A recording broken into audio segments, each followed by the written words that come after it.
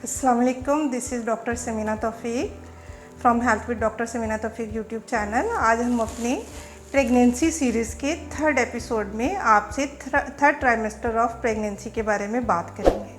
Third trimester of pregnancy start होता है 28वें हफ्ते से और 40वें हफ्ते के एंड तक ये जाता है। जब सेकेंड ट्राइमेस्टर का एंड होता है तो बच्चे का वज़न 1 kg होता है, लेकिन पैदाइश के वक्त बच्चे का वज़न 2.5 से लेकर 3.5 kg तक होता है, यानी 2.5 किलो से 3.5 किलो तक। ये टोटल वज़न थर्ड ट्राइमेस्टर, सेकेंड ट्राइमेस्टर और थर्ड ट्राइमेस्टर में बढ़ता है। थर्ड ट्राइमेस्टर में बच्चे का वज़न बहुत तेज़ी से बढ़ता है और बच्चे के जो ऑर्गन्स डेवलप हो चुके होते हैं वो ग्रो करते हैं। बच्चे का सर, जो कि बच्चे के बॉडी पार्ट का एक बड़ा हिस्सा और एक सख्त हिस्सा होता है, वो माँ की पेल्विस की साइड पे डिसेंड करना शुरू करता है और वो पेल्विक बोन में अपनी जगह बनाता है। आमतौर पे बच्चे का सर नीचे की तरफ होता है, लेकिन बाज़ औक़ात बच्चे का सर माँ के सीने की तरफ होता है, जिसे हम ब्रीच प्रेजेंटेशन कहते हैं, और बाज़ औक़ात बच्चे का सर हॉरिजॉन्टल प्लेन में होता है, जिसे ट्रांसवर्स लाई कहते हैं। अमूमन 36वें हफ्ते तक बच्चे का सर माँ की हड्डी में फिक्स हो जाता है, और अगर ये कैफेलिक हो यानी बच्चे का सर नीचे हो तो नॉर्मल डिलीवरी होती है।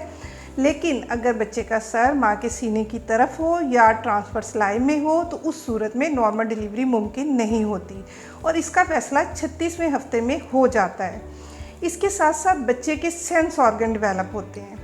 बच्चा स्मेल कर सकता है, बच्चा देख सकता है, बच्चा महसूस कर सकता है, सुन सकता है, टेस्ट कर सकता है। बच्चा माँ के पेट में रोता भी है, मुस्कुराता भी है। अगर आप 3D अल्ट्रासाउंड पर देखें तो आपको बाज़ औक़ात बच्चा अपना ही अंगूठा चूसता हुआ भी नज़र आएगा। ये तमाम सेंसेस बच्चे की एक्टिवली सब काम कर रही होती हैं हमल के तीसरे हिस्से में। जो थर्ड ट्राइमेस्टर है, सेंसेस उसमें टोटली डेवलप हो जाती हैं और बच्चा हर वो चीज़ को महसूस करता है, हत्ता कि दिन और रात का जो फ़र्क होता है उसे भी बच्चा महसूस कर सकता है। बच्चा आवाज़ों को रिस्पॉन्स करता है।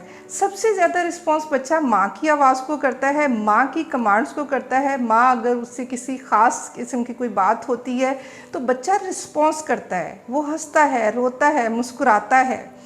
इसी तरह से जब बच्चे को हरकत शुरू होती है तो जो सेकेंड ट्राइमेस्टर में बच्चे की हरकत थी वो किसी ख़ास पैटर्न में नहीं थी, उसको आप इतना कैलकुलेट नहीं कर सकते। थर्ड ट्राइमेस्टर की एक रेगुलर मूवमेंट होती है, और माँ को हम ज़रूर ये कहते हैं कि आप बच्चे की हरकत पर गौर करें और उसके पैटर्न पर भी गौर करें। इसको आप कैसे देख सकते हैं? बच्चे की हरकत जो माँ के पेट में हो रही है उसको नोटिस करना बहुत ज़रूरी है। उसके लिए ये तरीका किया जाता है कि आप उल्टे हाथ की करवट लेकर लेटें और आप उस टाइम पीरियड को एक पर्टिकुलर डे के ख़ास हिस्से में जो आप सोचती हैं कि आप कंफर्टेबल हैं, आप उल्टे हाथ की करवट पर लेटें और देखें कि आपका बच्चा 10 बार कितने पीरियड में हरकत करता है। वो पीरियड 30 मिनट हो सकता है, 60 मिनट हो सकता है, 2 घंटे हो सकता है। जितना भी वो पीरियड हो उसे आप नोट डाउन कर लें और रेगुलरली दिन के उसी हिस्से में एक पर्टिकुलर टाइम पर आप अपने बच्चे की हरकत को कैलकुलेट करें।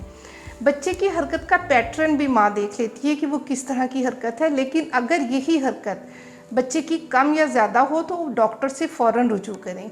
पैटर्न को चेंज होने, अगर हरकत का पैटर्न भी चेंज हुआ है तो आपको अपने डॉक्टर को ज़रूर इन्फॉर्म करना चाहिए। बच्चे में जो तब्दीलियाँ आती हैं हमल के तीसरे हिस्से में वो हमने डिस्कस की। अब हम देखते हैं कि माँ के जिस्म में हमल के तीसरे हिस्से में कौन कौन सी तब्दीलियाँ आती हैं। ये बहुत ही चैलेंजिंग टाइम होता है माँ के लिए। उसकी जिस्म में बहुत तेज़ी से तब्दीलियाँ आती हैं, बच्चे का वज़न तेज़ी से बढ़ता है, कमर में दर्द, पेट में दर्द, टांगों में दर्द, नींद में डिस्टर्बेंस, ये तमाम अलामात बहुत ज़्यादा आती हैं। और इसके साथ साथ माँ को ब्रेक्सटन हिक्स जो कॉन्ट्रैक्शंस यूट्रस की होती हैं वो शुरू हो जाती हैं। ये इरेटिक कॉन्ट्रैक्शंस होती हैं और पेनलेस होती हैं। ये इन कॉन्ट्रैक्शंस का मतलब ये होता है कि यूट्रस, बच्चेदानी अपने आप को बच्चे की पैदाइश के लिए तैयार कर रही है।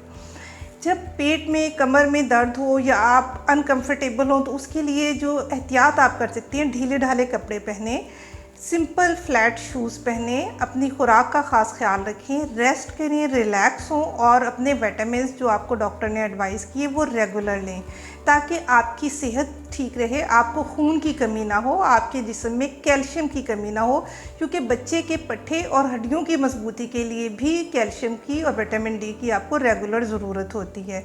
तो ये सब वो चीज़ें हैं जो आप लेंगी और अपना ख्याल रखेंगी। हमल के तीसरे हिस्से में जो हमने ब्रैक्सटन हिक्स कॉन्ट्रैक्शंस की बात की है और उसके पेनलेस होने और एरेटिक होने में, इसके साथ साथ जब 36 वीक्स के से 40 वीक्स के दरमियान किसी भी वक्त माँ को जब लेबर पेन्स शुरू होती हैं वो स्ट्रॉन्ग होती हैं, उनके दरमियान एक ख़ास वक्फा होता है और रेगुलर पैटर्न होता है। लेबर पेन्स के स्टार्ट होने के साथ साथ सर्विक्स की डायलेटेशन शुरू होती है और इसमें बहुत सी ऐसी अलामात आज मैं आपको बताऊंगी जो अगर आप नोटिस करें तो आपको फ़ौरन ये पता चल जाएगा कि आप लेबर पेन्स में हैं, आपके बच्चे की पैदाइश का वक्त आ गया है और आपको अपने डॉक्टर से रब्ता करना है।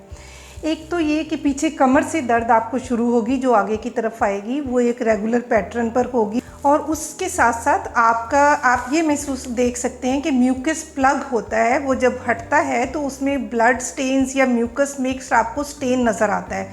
अगर आपको कोई खून का धब्बा या उसमें म्यूकस मिक्स नज़र आता है तो ये आप समझ लें कि आपका म्यूकस प्लग सेपरेट हो चुका है और लेबर में आप जाने वाली हैं, आपको अपने फ़ौरन डॉक्टर से रब्ता करना है। किसी भी वक्त आपको ऐसा महसूस होता है कि आपको बिल्कुल टैप वाटर की तरह से पानी की लीकिंग हो गई है, तो वो भी एक ऐसा साइन है कि आपको अपने डॉक्टर से रब्ता करना है।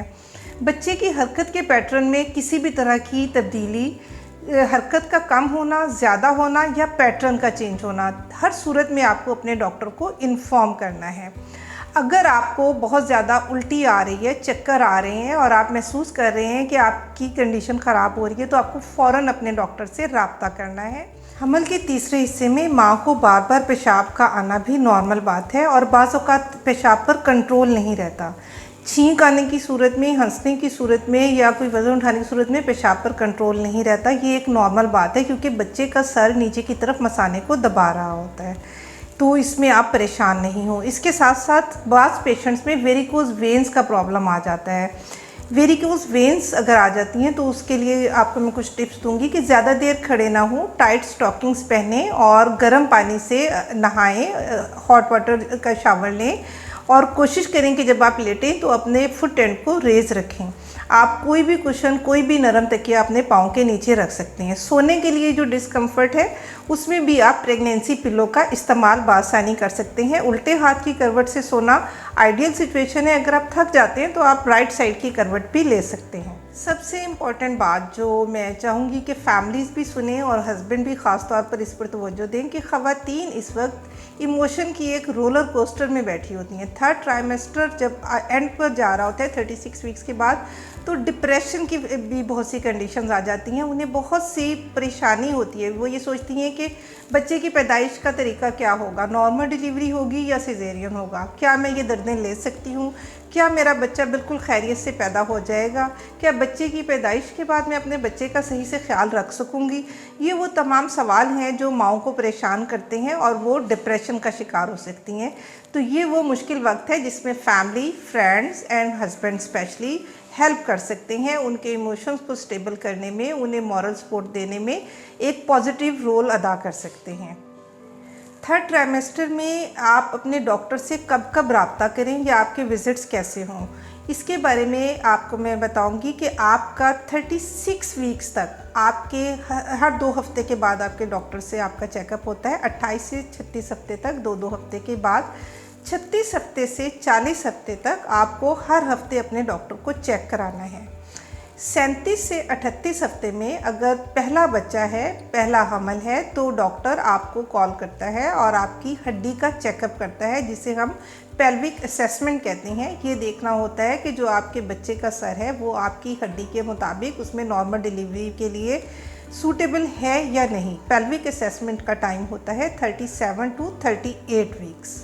लेबर पेन्स जब स्टार्ट हो जाती हैं तो आप कुछ पॉइंट्स को देख लें। ये रेड सिग्नल है जिस पर ये रेड सिग्नल पर गाड़ियाँ रुकती हैं, लेकिन आपके ये red signal, red flags, red points, signals मैं बता रही हूँ जिस पर आपको फ़ौरन रश करना है अपने डॉक्टर की तरफ। आपको दर्दें शुरू हो गई जो कि किसी भी पेन किलर से ख़त्म नहीं हो रही, एक मुस्तकिल एक ख़ास वक्फे से आ रही हैं और वक्त के साथ साथ बढ़ती जा रही हैं, you have to report your doctor. आपको पानी पड़ गया, आपका वाटर बैग लीक हो गया, आपको खून का धब्बा लग गया, आपके बच्चे की हरकत कम या ज़्यादा हो गई या हरकत का पैटर्न चेंज हो गया, आपको फ़ौरन अपने डॉक्टर से रब्ता करना है। आपको दर्दों के साथ, सर में शदीद दर्द के साथ उल्टियाँ शुरू हो गई हैं, आपको अपने घर पर हरगिज़ नहीं रुकना, अपने डॉक्टर को इन्फॉर्म करना है ताकि बर वक्त आपका लेबर पेन्स को मैनेज किया जा सके और आप खैरियत से अपने बच्चे को जन्म दे सकें। ये वो तमाम कॉन्सिक्वेंसेस थे, ये तमाम बच्चे की तब्दीलियाँ, माँ की तब्दीलियाँ, आपके दौराने हमल आप कितनी बार विज़िट करें और क्या एहतियात करें कि आपका जो मदरहुड का, प्रेगनेंसी का पीरियड है वो आप बहुत अच्छे तरीके से हैप्पीली गुजार सकें और अपनी मदरहुड को एंजॉय कर सकें। Best tip at this stage is that कि आप अपने विटामिन्स रेगुलर लें जो आपके डॉक्टर ने आपको एडवाइस किए, आप प्रॉपर रेस्ट करें, आप रिलैक्स करें और आप स्ट्रेस किसी भी तरह का ना लें। आप मुकम्मल बिस्तर पे मत लेटिए, मुकम्मल आराम की आपको हरगिज़ ज़रूरत नहीं है अगर आपको कोई रिस्क फैक्टर नहीं है। अपने आप को एक्टिव रखें, आप वॉक ज़रूर करें, 10 से 15 मिनट छोटे छोटे स्टेप्स और शॉर्ट डिस्टेंस की वॉक आपको बहुत हेल्प कर सकती है। अपनी हेल्दी डाइट, अपना लाइफस्टाइल, अपनी फूड और अपनी मेंटल हेल्थ का ख़ास ख्याल रखिए। इंशाल्लाह आप एक सेहतमंद बच्चे को बहुत आसानी से जन्म देंगी और अपनी मदरहुड को एंजॉय करेंगी। अपना बहुत ख्याल रखिएगा। फ़ी अमान अल्लाह।